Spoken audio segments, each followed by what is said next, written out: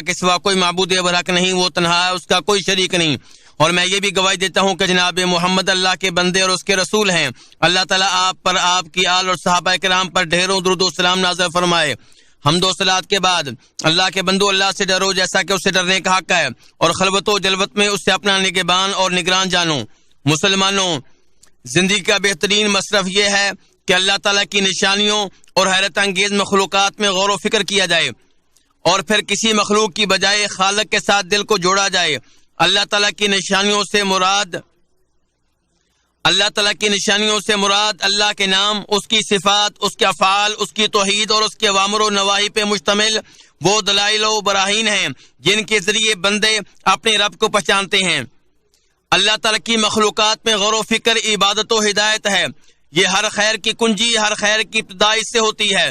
اسی کی وجہ سے بندہ اپنے رب کی عظمت کو جانتا ہے اور اس کے ایمان و یقین میں اضافہ ہوتا ہے۔ یہ دلی بصیرت کو کھولتا ہے، اسے خواب غفلت سے بیدار کرتا ہے۔ اس کے نتیجے میں دل کو نئی زندگی، تدبر، محبت الہی اور نصیحت حاصل ہوتی ہے۔ قلبی عبادات میں افضل اور مفید ترین عبادت یہ ہے اللہ تعالیٰ کی نشانیوں میں غور و فکر کیا جائے۔ اس سے انسان میں عمل کرنے کا جذبہ پیدا ہوتا ہے اور یہ انسان کو اپنا سب کچھ اللہ کے سپرد کرنے پہ مجبور کر دیتا ہے۔ سفیان بن عیینہ کہتے ہیں، غور و فکر اصل میں حصول رحمت کی کنجی ہے۔ آپ دیکھتے نہیں ہیں کہ انسان غور و فکر کرتا ہے تو توبہ کرتا ہے۔ بہترین نصیحت یہ ہے کہ لوگوں کو غور و فکر کرنے کی نصیحت کی جائے۔ اللہ کا فرمان ہے، آپ کہہ دیں میں تمہیں ایک ہی نصیحت کرتا ہوں کہ اللہ کے لیے دو دو اور ایک ایک کر کے کھڑے ہو جاؤ، پھر غور و فکر کرو۔ انسان جب غور و فکر کرنے لگے تو ہر چیز سے عبرت حاصل کرتا ہے۔ قرآن کریم لوگوں کو آیات اور مخلوقات میں غور و فکر کرنے کی دعوت دینے سے بھرا پڑا ہے۔ اللہ عز و جل نے فرمایا، کیا انہوں نے آسمانوں اور زمین کی عظیم الشان سلطنت میں اور کسی بھی ایسی چیز میں جو اللہ نے پیدا کی ہے غور و فکر نہیں کیا؟ جو غور و فکر کرنے والے ہوں ان کے لیے مخلوق میں کئی نشانیاں ہیں۔ اللہ تعالی نے اس کا حکم بھی دیا اور فرمایا، آپ کہہ دیں تم غور کرو آسمان اور زمین میں کیا کچھ موجود ہے۔ شیخ الاسلام ابن تیمیہ کہتے ہیں، غور و فکر کرنے اور عبرت حاصل کرنے کے لیے زمینی اور آسمانی مخلوقات کو دیکھنے کا حکم دیا گیا ہے اور اس کی ترغیب دی گئی ہے۔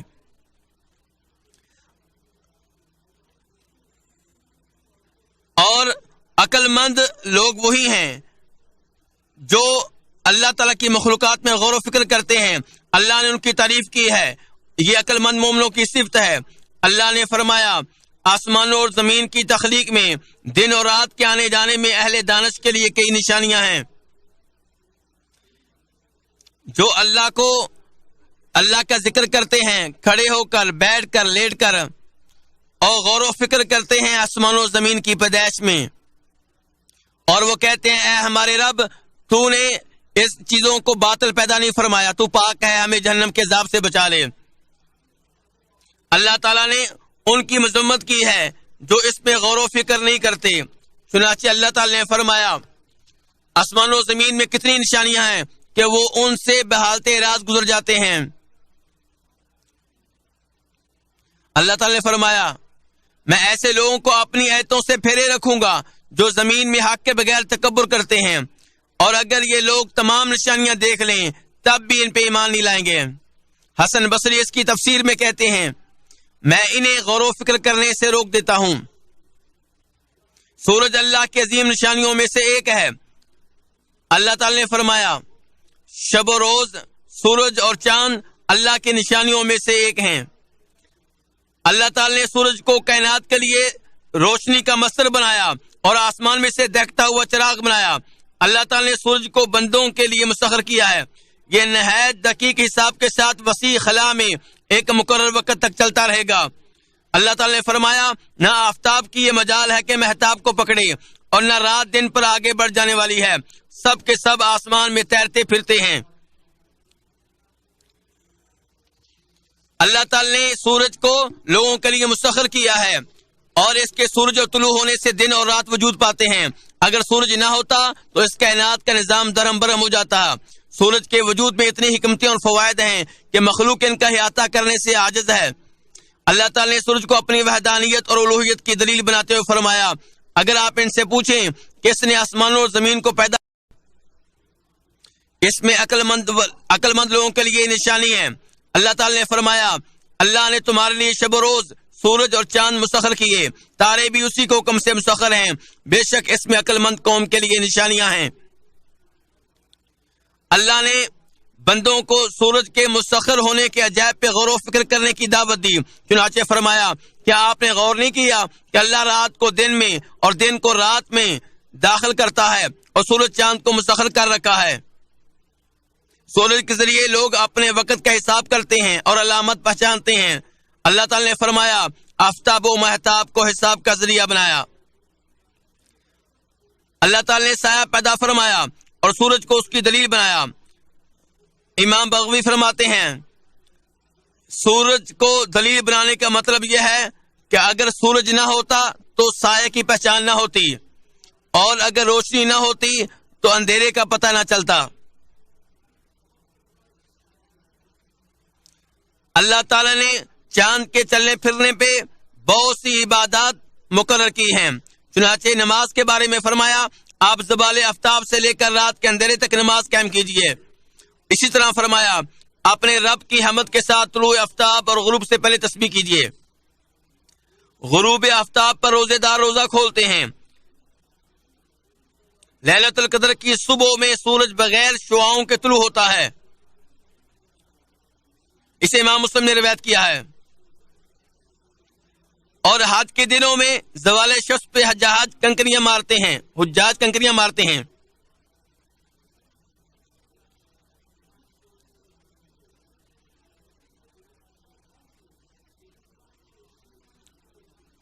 سورج کے مغرب سے طلوع ہونے سے پہلے اگر کوئی توبہ کر لے تو اللہ تعالیٰ اس کی توبہ قبول فرماتا ہے۔ نبی علیہ السلام فرماتے ہیں یقیناً اللہ تعالیٰ اپنا ہاتھ رات کے وقت پھیلاتا ہے کہ دن میں گناہ کرنے والا توبہ کر لے، اور دن کے وقت اپنا ہاتھ پھیلاتا ہے تاکہ رات کے وقت گناہ کرنے والا توبہ کر لے۔ یہ عمل اس وقت تک روزانہ ہوتا رہے گا یہاں تک کہ سورج مغرب سے طلوع ہو جائے۔ طلوع و غروب آفتاب سے قبل نماز پڑھنے پہ اللہ نے بہت سا ثواب مرتب کر رکھا ہے۔ آپ علیہ السلام نے فرمایا یقیناً تم اپنے رب کو دیکھ سکو گے جیسے تم اس چاند کو دیکھ رہے ہو، تم اللہ تعالیٰ کو دیکھنے کے لیے ازدحام کا سامنا نہیں کرو گے، چنانچہ اگر تم سورج طلوع ہونے اور غروب ہونے سے پہلے کی نماز پابندی کر سکو تو لازمی کرو، یعنی نماز عصر اور نماز فجر۔ اللہ تعالیٰ سورج گرہن کر کے بندوں کو ڈراتا ہے۔ آپ کا فرمان ہے بے شک سورج اور چاند کو کسی کی زندگی یا موت پر گرہن نہیں لگتا، یہ دونوں اللہ تعالیٰ کی نشانیوں میں سے دو نشانیاں ہیں۔ اللہ تعالیٰ ان کے ذریعے اپنے بندوں کو ڈراتا ہے، اس لیے گرہن ختم ہونے تک اللہ کا ذکر کرتے رہا کرو۔ اسے امام مسلم نے روایت کیا ہے۔ سورج کی عظمت کے باعث اللہ تعالیٰ نے سورج کی قسم اٹھائی اور فرمایا سورج اور اس کے دھوپ کی قسم، لیکن اتنی بلند شان ہونے کے باوجود سورج بھی صرف اللہ تعالیٰ کی تسبیح بیان کرتا ہے اور اس کے سامنے سجدہ ریز ہوتا ہے۔ اللہ تعالیٰ نے فرمایا کیا تم دیکھتے نہیں کہ جو کچھ آسمانوں میں ہے، جو کچھ زمین میں ہے، اور سورج چاند ستارے پہاڑ درخت چوپائے اور لوگوں کی کثیر تعداد اللہ کے حضور سر بسجود ہے۔ سورج روزانہ غروب ہوتے وقت اللہ تعالیٰ کے لیے سجدہ کرتا ہے۔ آپ علیہ السلام کا فرمان ہے ابو ذر تمہیں معلوم ہے کہ سورج کہاں غروب ہوتا ہے؟ میں نے کہا اللہ اور اس کے رسول ہی بہتر جانتے ہیں۔ تو آپ نے فرمایا سورج جا کر عرش کے نیچے سجدہ ریز ہوتا ہے۔ اللہ تعالیٰ کے فرمان سورج اپنے ٹھکانے کی طرف چلا جا رہا ہے، اس کا یہی مطلب ہے۔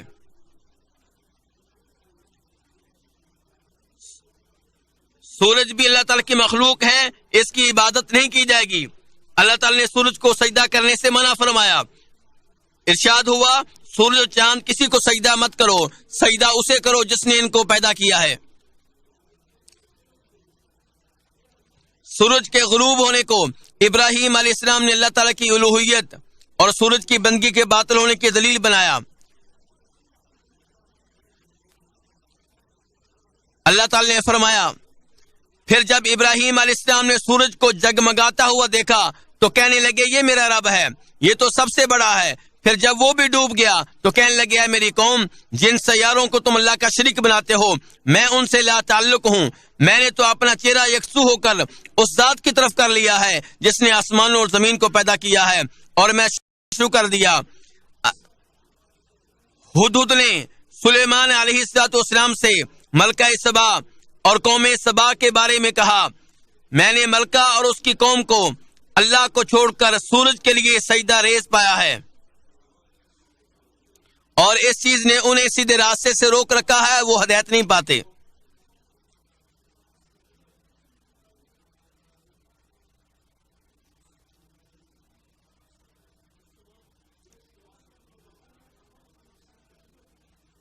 مسلمان نماز کے لیے سورج طلوع ہونے یا غروب ہونے کا انتظار نہیں کرتا، کیونکہ اس وقت کچھ کافر سجدہ کرتے ہیں۔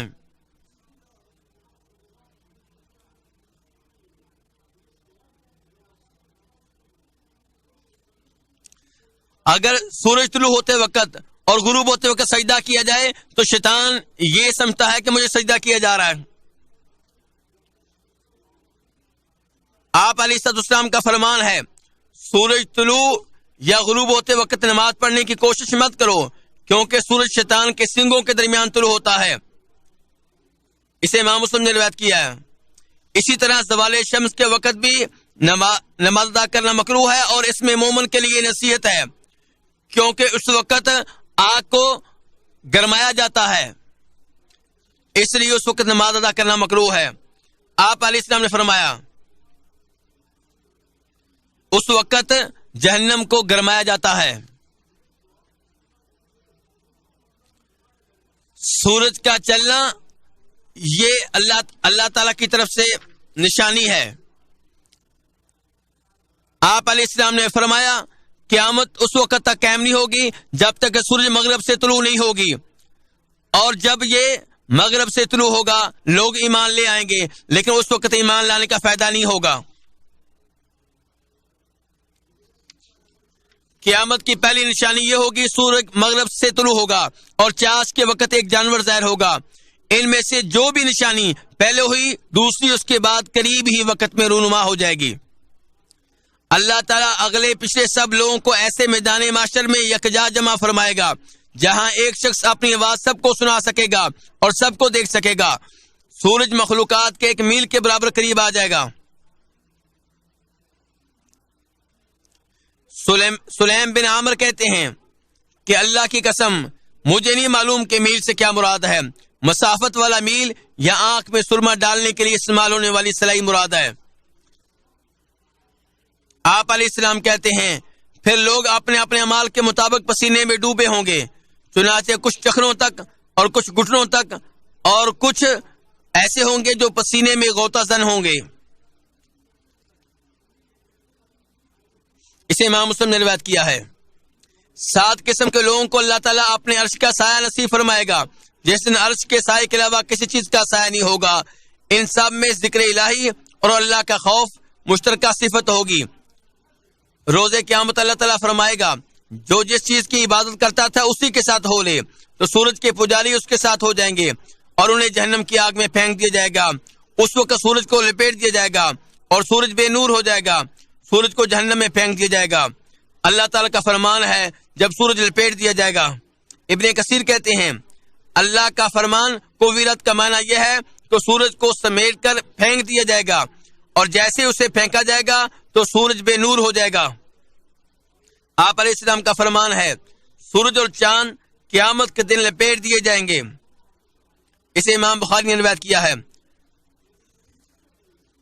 جنت میں مومنوں کے لیے نعمتیں کامل ہوں گی، انہیں جنت میں گرمی یا سردی کا احساس نہیں ہوگا، اور وہاں سب سے بڑی نعمت یہ ہوگی کہ وہ اللہ تعالیٰ کو دیکھیں گے۔ جیسے دنیا میں لوگ سورج کو دیکھتے ہیں، ایسے ہی روز قیامت لوگ اللہ تعالیٰ کو دیکھیں گے۔ صحابہ نے کہا، اے اللہ کے رسول، کیا ہم قیامت کے دن اللہ تعالیٰ کو دیکھیں گے؟ آپ نے فرمایا، کیا تم اسے دیکھنے میں مشکل پاتے ہو جب کہ بادل نہ ہوں؟ تو فرمایا، تم ایسے ہی اللہ تعالیٰ کو روز قیامت دیکھو گے۔ اس کے بعد اے مسلمانوں، فرش سے لے کر عرش تک ہر چیز اور پوری کائنات اللہ تعالیٰ کی وحدانیت کی دلیل ہے۔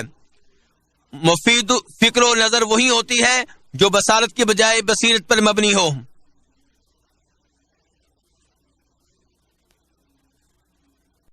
وہ اپنی عقل کو استعمال کرتا ہے اپنا حساب کتاب کرنے میں اللہ تعالیٰ کا ذکر کرو، اس کی تعظیم کرو، اس کی بندگی اور اطاعت کرو، غفلت سے دور رہو، ہمیشہ اس کی تسبیح بیان کرو۔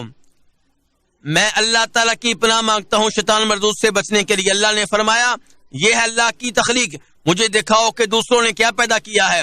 اصل بات یہ ہے کہ یہ ظالم لوگ واضح گمراہی میں پڑے ہوئے ہیں۔ اللہ تعالیٰ میرے اور آپ سب کے لیے قرآن مجید کو خیر و برکت والا بنائے، مجھے اور آپ سب کو ذکر حکیم کی آیات سے مستفید ہونے کی توفیق دے۔ میں اپنے لیے اور تمام مسلمانوں کے لیے گناہوں کی بخشش چاہتا ہوں۔ اللہ بخشنے والا ہے، رحم کرنے والا ہے۔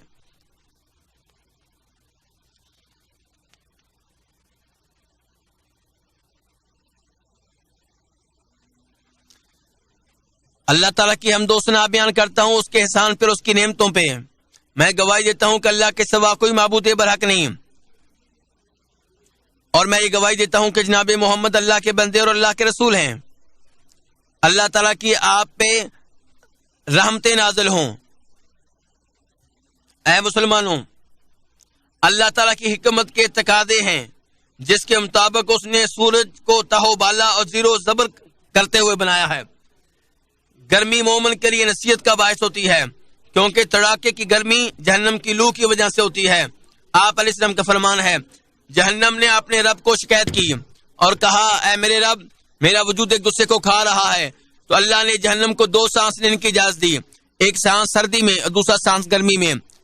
تو جو شدت کی گرمی یا سخت ترین سردی محسوس کرتے ہو، اسی وجہ سے ہوتی ہے۔ دنیا کی زندگی نعمتوں اور زحمتوں کی ملی جلی کیفیت کا نام ہے۔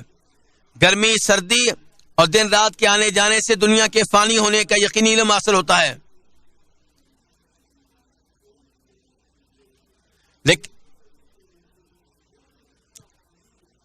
اور اس کے جو مختلف حالات ہیں اس سے پتہ چلتا ہے کہ دنیا ختم ہونے والی ہے، اور مومن وہ ہے کہ وہ عبادت سے پیچھے نہیں ہٹتا۔ چنانچہ تڑاکے کی گرمی بھی اسے نماز، روزے اور نیکی کے دیگر کاموں سے نہیں روک پاتی۔ اللہ تعالیٰ نے یہ بات کرنے والوں کی مذمت فرمائی کہ گرمی میں جہاد کے لیے نہ نکلو، پھر انہیں یہ کہتے ہوئے ڈانٹ بھی پلائی کہ آپ کہہ دیں جہنم کی آگ اس سے بھی کہیں شدید ہے۔ اس شخص پہ تعجب ہے کہ دنیا کی گرمی سے بچنے کے انتظام کرتا ہے، لیکن جہنم کی گرمی سے بچنے کے لیے کچھ نہیں کرتا۔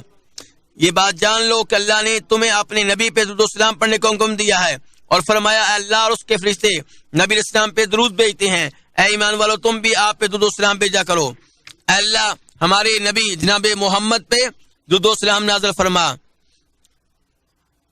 اور خلفائے راشدین سے راضی ہو جا، ابو بکر سے، عمر سے، عثمان سے، جناب علی سے، اور سارے صحابہ اکرام سے راضی ہو جا، اور ہم سے بھی راضی ہو جا اپنے فضل و کرم سے۔ اے اللہ اسلام اور مسلمانوں کو عزت دے، اور شرک اور مشرکوں کو ذل و رسوا فرما، اور دین کے دشمنوں کو تباہ و برباد فرما۔ اے اللہ اس ملک کو امن والا بنا دے، خوشحالی والا بنا دے، اور تمام مسلمان ممالک کو ایسا کر دے۔ اے اللہ جو مسلمان ممالک کے خلاف سازشیں کریں اسے اپنے نفس کے ساتھ مشغول کر دے۔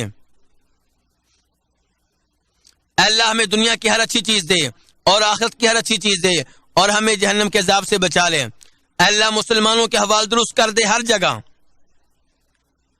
اے اللہ مسلمانوں مالک کو امن و سلامتی والا بنا دے۔